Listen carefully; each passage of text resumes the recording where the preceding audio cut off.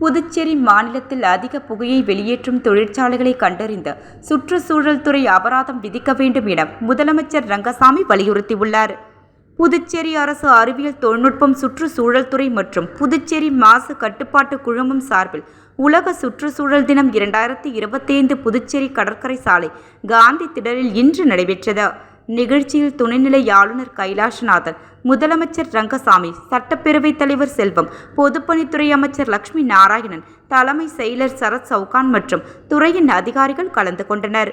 சிறப்பு விருந்தினராக கலந்து கொண்ட துணைநிலை ஆளுநர் சுற்றுச்சூழல் விழிப்புணர்வு போட்டிகளில் பரிசு பெற்ற பள்ளி கல்லூரி மாணவ மாணவிகளுக்கு பரிசுகளும், சுற்றுச்சூழல் விழிப்புணர்வு ஏற்படுத்துவதில் சிறப்பாக செயல்பட்ட அரசு துறைகள் மற்றும் தொழிற்சாலைகளுக்கு விருதுகள் வழங்கினார். தொடர்ந்து சுற்றுச்சூழல் ஆண்டறிக்கை 2024-25 வெளியிடப்பட்டது. மேலும் தாயின் பெயரில் ஒரு மரம் 2.0 திட்டத்தின் கீழ் மரக்கன்றுகள் வழங்கப்பட்டு உலக சுற்றுச்சூழல் பாதுகாப்பு உறுதிமொழி ஏற்கப்பட்டது. நிகழ்ச்சியில் பேசிய முதலமைச்சர் ரங்கசாமி, சுற்றுச்சூழல் காற்று மற்றும் தண்ணீரில் மாசுபடுகிறது. தொழிற்சாலைகளில் புகை அதிக அளவில் வெளியாகுவது, போக்குவரத்து நெரிசலாலும் காற்று மாசுபடுகின்றது.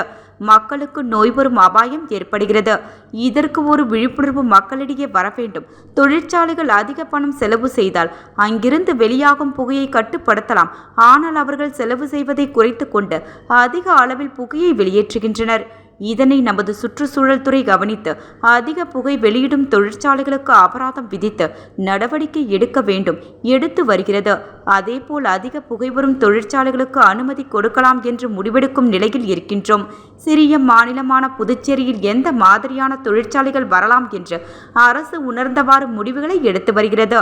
தற்போது மக்கும் குப்பை, மக்காத குப்பைகள் சேகரிக்கப்பட்டு மக்கும் குப்பைகளை நிலத்திற்கு உரமாகவும், மக்காத குப்பையை தொழிற்சாலைக்கு அனுப்பி அதில் ஏதாவது பொருள் தயாரிக்கப்படுமா என அனுப்பப்படுகிறது.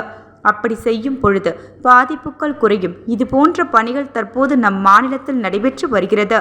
பிளாஸ்டிக் பொருட்களை சாலைகளில் வீசுவதால் மழை காலங்களில் தண்ணீர் தேங்கி நிற்கும் நிலை ஏற்படுகிறது. புதுச்சேரியில் 15 பிளாஸ்டிக் பொருட்கள் தற்போது தடை செய்யப்பட்டுள்ளது. பள்ளிகள் ஒருங்கிணைந்து உலக சுற்றுச்சூழல் தின நிகழ்ச்சிகள் நடத்த வேண்டும். இதனால் மாணவர்களுக்கு விழிப்புணர்வு ஏற்படுத்தும். அடுத்த ஆண்டு இதை செய்ய வேண்டுமென்ற எண்ணம் அரசுக்கு உள்ளது. புதுச்சேரியை பசுமையாக வைத்துக் கொள்ள வேண்டும் என்றால் மரங்கள் வளர்க்க வேண்டும். அப்படி செய்தால் மழை வரும், நல்ல காற்றும் கிடைக்கும். மக்காத பொருட்களை எப்படியெல்லாம் பயன்படுத்த முடியும் என்பதில் கவனம் செலுத்தி வருகிறோம் என முதலமைச்சர் தெரிவித்தார்.